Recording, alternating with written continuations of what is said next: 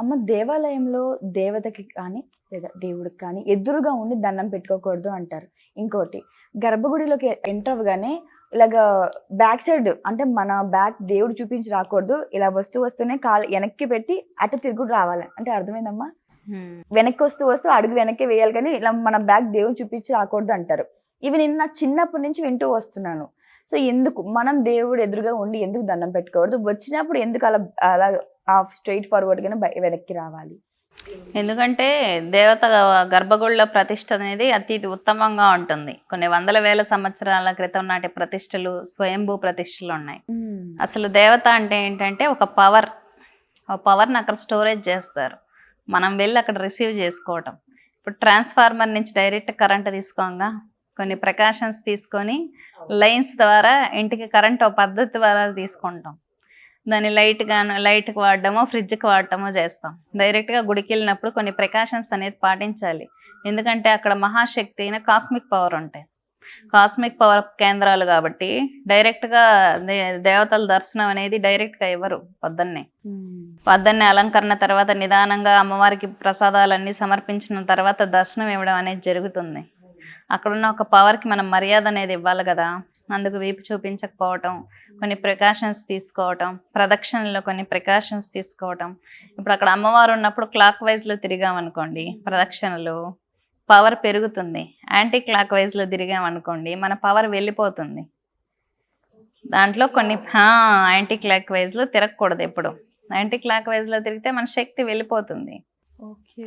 So పవర్ని ఎలా handle చేయాలి, ఎలా హ్యాండిల్ చేయకూడదు అనేది ఆగమ శాస్త్రాలు అంటారు. ఆగమ శాస్త్రాన్ని అనుసరించి ఒక గుడి నిర్మాణం జరుగుతుంది. అంటే ఎలక్ట్రికల్ డిపార్ట్మెంట్లో ఒక ట్రాన్స్ఫార్మర్ని పెట్టి చుట్టూ ప్రికాషన్స్ ఎలా అయితే తీసుకుంటారో మన గుడి నిర్మాణాలు కూడా అలాంటివే. యూనివర్స్ నుంచి రిసీవ్ చేసుకుంటాయి విగ్రహ రూపంలో పవర్ని. ఆ పవర్ని మనం రిసీవ్ చేసుకునేటప్పుడు కొన్ని ప్రికాషన్స్ తప్పనిసరి. ఒక పవర్ అనేది ఒక చోట ఉన్నప్పుడు ఆ గుడి ప్రికాషన్స్ కొన్ని ఉంటాయి. వీటినే ఆగమ శాస్త్రాలు అంటారు. వాటిని అనుసరించి పవర్ని జాగ్రత్తగా గ్రాస్ చేసుకొని రావాలి. దేవతలంటే తల్లి కదా, తల్లి ఎప్పుడు చెడు చేయదు కదా అంటారు. ఆమె దేవతే. కరెంట్గానే ఉంటుంది కదా. తెలియక వేలు పెట్టినా తెలిసి వేలు పెట్టినా షాక్ అయితే కొడుతుంది. కాకపోతే అది పవర్ తప్పు కాదు. కాబట్టి అమ్మవారే కొన్ని జాగ్రత్తలు తీసుకొని ఇచ్చే మర్యాద ఇవ్వాలి. అమ్మవారికి మనకు బుద్ధి, ఆలోచించే మనసు అన్నీ ఇచ్చిందిగా. కాబట్టి ఏది చేయకూడదు, ఏది చేయాలని తెలుసుకొని గుడికి వెళ్ళి గుడి వాతావరణాన్ని కూడా అపవిత్రం చేయకూడదు. చాలామంది దర్శనాలకు వెళ్ళినప్పుడు మాట్లాడకూడని మాటలు, వేసుకోకూడని బట్టలు, జుట్టు విరబోసుకొని వెళ్ళటాలు. జుట్టు విరబోసుకోవడం అనేది ఏంటంటే తమో గుణానికి ప్రతీక. ఆడవాళ్ళు చాలామంది జుట్టు విరబోసుకొని తిరుగుతూ ఉంటారు. నెగిటివ్ ఎనర్జీ లాక్కుంటుంది అనమాట. ఇంతకుముందు ఆడవాళ్ళు ఎందుకు జడలు వేసుకునే వాళ్ళు అంటే నెగిటివ్ ఎనర్జీ దారిలో వెళ్తూ ఉందాం అనుకుందాం. తమో గుణం ఎక్కువ ఉంటుంది. లేడీస్ హెయిర్కి లూజ్గా ఉన్నప్పుడు అట్రాక్ట్ చేసుకునే పవర్ ఉంటుంది. ఎక్కడ లేని నెగిటివిటీ అంతా అట్రాక్ట్ అయిపోతుంది అనమాట. అందుకు జడలో వేసుకునేవాళ్ళు. బొట్టెందుకు పెట్టేవాళ్ళు అంటే ఇక్కడ మాతాజీ అని గుర్తించడానికి కాదు. ఆ బొట్టు అక్కడ ఎందుకు పెడతామంటే అక్కడ మనోనేత్రం ఉంటుంది, థర్డ్ ఐ. కళ్ళు మూసుకున్నప్పుడు యాక్టివేట్ అవుతుంది. అది బాగా ధ్యానం చేసినప్పుడు ఎక్స్పీరియన్స్ రావాలంటే ధ్యానంలో థర్డ్ ఐ ఉందన్న విషయం తెలుస్తుంది. ఆ థర్డ్ ఐ నుంచి పవర్ లాగేయచ్చు, పవర్ ఇవ్వచ్చు కూడా. ఎవరైనా చేయి పెట్టి బొట్టు పెట్టారనుకోండి, అందరితో పెట్టించుకోకూడదు. మన పవర్ ట్రాన్స్ఫార్మ్ చేయొచ్చు, మళ్ళీ రిసీవ్ చేసుకోవచ్చు కూడా. పక్కన వాళ్ళని హిప్నటైజ్ చేయాలంటే థర్డ్ ఐ మీద ఫోకస్ చేస్తారు. మనకి నెగిటివ్ రావాలన్నా పోవాలన్నా అదే స్పాట్. కాబట్టి అక్కడ కుంకుమ ధరించడం అనేది జరుగుతుంది. ఆడవాళ్ళు ఎందుకు కుంకుమ పెట్టుకుంటారంటే అదే. మంగళసూత్రాలు ఎందుకు వేసుకుంటారు ఆడవాళ్ళు అంటే ఈ మధ్య ఎవరు ఆడవాళ్ళు మంగళసూత్రాలు వేసుకోవటం స్టైల్ అయిపోయింది. ఇప్పుడు ఒక్కొక్క 2 పూసలు ముందుంటే అదే మంగళసూత్రం. మంగళసూత్రం అని ఎందుకు వేసుకుంటారంటే ఒకటి ఆ భర్త యొక్క ఆయుష్, ఆరోగ్యం అనేది గుండెల మీద ఒక స్త్రీ మోస్తుందన్నమాట. అతని యొక్క ఆయుష్ని క్యారీ చేస్తుంది. ఒకవేళ భర్తకి ఏదైనా ఆపద వచ్చింది అనుకోండి, ఈ శక్తి అక్కడ వెళ్ళి కాపాడుతుంది. కాబట్టి మంగళసూత్రాలు వేసుకోవడం, కాలికి మెట్టెలు ధరించడం ఒక రకమైన నెగిటివ్ ఫోర్స్ని కాలు మెట్టెల నుంచి బాడీలోకి ఎంటర్ అవ్వకుండా చూస్తుంది. మెట్టెలు ధరించడం, ఆడవాళ్ళు పసుపు రాసుకోవటం అన్నీ సైన్స్. ఇప్పుడు అసలు అవంటి మనకి వల వేసి పట్టుకున్నా దొరికే ఛాన్స్ లేదు. ఇదంతా సైన్సే. ఇప్పుడు పెడిక్యూర్లు చేసుకుంటున్నారు, అప్పుడు పసుపు రాసుకునే వాళ్ళు. ఇప్పుడు అంటే మొత్తం బ్రష్ చేసి ఇచ్చేస్తాం కానీ అప్పుడు పసుపు, ఆ మట్టి రోడ్డు తప్ప ఏమీ లేవు. చిన్నపిల్లల తల్లులు సున్నిపిండితో స్నానం చేసేవాళ్ళు అప్పుడు. ఇప్పుడు ఏంటంటే బాడీ పాలిషింగ్ వచ్చిందనమాట. బాడీ పాలిషింగ్ అంటే ఏంటి, మనం అప్పుడు సున్నిపిండి తల్లులు వాడట్లేదు కాబట్టి ఇప్పుడు ట్రెండ్ అయింది అది. అంటే ఇంగ్లీష్ వాళ్ళు అలా చెప్తే ఏమవుతుందంటే అది ట్రెండ్. మన అమ్మమ్మలు వాడితే అదేంటంటే అది ఏంటో మూఢనమ్మకం లాగా చూస్తూ ఉంటారనమాట పబ్లిక్. ఆడవాళ్ళు అప్పట్లో క్యాన్సర్స్ వచ్చేవి కాదు.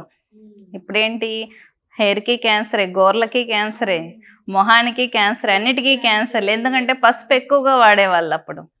పసుపు రాసుకోవటం, కాళ్ళకు రాసుకోవటం, ఇలాంటివన్నీ చేశారు కాబట్టి మన అమ్మమ్మలు చాలా సేఫ్గా ఉన్నారు. అప్పట్లో తల్లులకి ఒక కళ ఉండేది, గ్లో. ఇప్పుడు ఎంత మేకప్ చేసినా అది కనిపించదు అన్నమాట. అలా ఉంటుంది. శక్తి తగ్గిపోయినప్పుడు శరీరంలో ఉన్న అవస్థలు అలా ఉంటాయి. అమ్మ, దేవుడికి నైవేద్యం ఎందుకు పెట్టాలి? అలా పెట్టినప్పుడే కొంతమంది అలా పెట్టి తీసేస్తారు.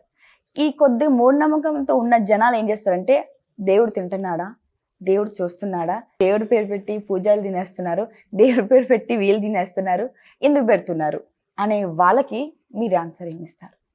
కరెక్ట్గా ప్రసాదాల విషయంలో ఆన్సర్ ఏమిస్తాను అంటే, తిరుమలలో తిరుమల లడ్డు ఉంటుంది, అవునా? అవును. తిరుమల లడ్డు లాగా టేస్ట్ ఆల్ ఓవర్ వరల్డ్ ఎక్కడైనా వస్తుందా? Never. Best example Tirumala laddu. Kanakadurgamma ఆలయం ఉంది విజయవాడ, అక్కడ పులిహోర టేస్ట్ ఆల్ ఓవర్ వరల్డ్ ఎక్కడైనా వస్తుందా?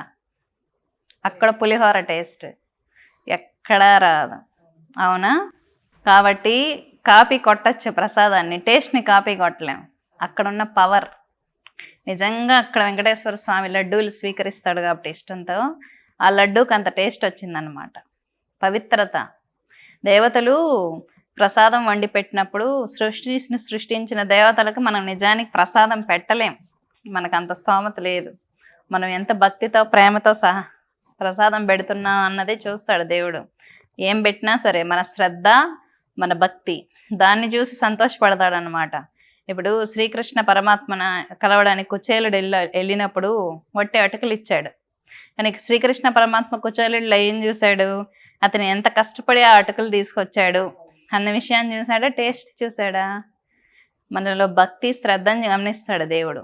మనం ఎంత కష్టపడి పెడుతున్నాం, ఎంత ఇష్టంతో చేసాం, ఎంత జాగ్రత్తగా ప్రసాదం పెడుతున్నాం, ఇది చూసి దేవుడు దాంట్లో ఉన్న సూక్ష్మ రూపాన్ని స్వీకరించి మనకి ఇవ్వాల్సిన దాంట్లో అనుగ్రహాన్ని ప్రసాద రూపంలో ఇస్తాడు. యాక్చువల్లీ దేవుడికి ప్రసాదం పెట్టడం అనేది మన స్వార్థం. మనకేదో జరిగిపోతుందని 90% ప్రసాదాలు పెడతా ఉంటారు. భక్తితో పెట్టేవాళ్ళు 10% ఉంటారు. ఎగ్జాక్ట్. కానీ మనం ఏ ఆలోచనతో ప్రసాదం పెట్టినా శ్రద్ధ భక్తితో పెట్టినప్పుడు దేవతలు స్వీకరిస్తారనమాట. దేవతలు కాబట్టి తిరుమల లడ్డు టేస్ట్ని ఎవ్వరు కాపీ కొట్టలేకపోయారు. అలాగే అన్నవరం ప్రసాదం కూడా అమ్మ, అసలు ఎన్నిసార్లు అది ఇంట్లో కూడా ప్రయత్నించినా రాదు. అక్కడ ఏంటో గలీజ్ కవర్లు ఇచ్చినా, లేదంటే దాని మీద దుమ్ము పడిపోయిన కవర్లు ఇచ్చినా ఆ టేస్ట్ అసలు అమృతంలా ఉంటుంది. ప్రసాదానికి ఉన్న శక్తి అటువంటిది. సిద్ధక్షేత్రాల్లో ప్రసాదాలు ఎప్పుడు కరెక్ట్గానే ఇస్తారు, కానీ మన చేతికి వచ్చేసరికి అది ఫార్మేట్ అవుతుంది.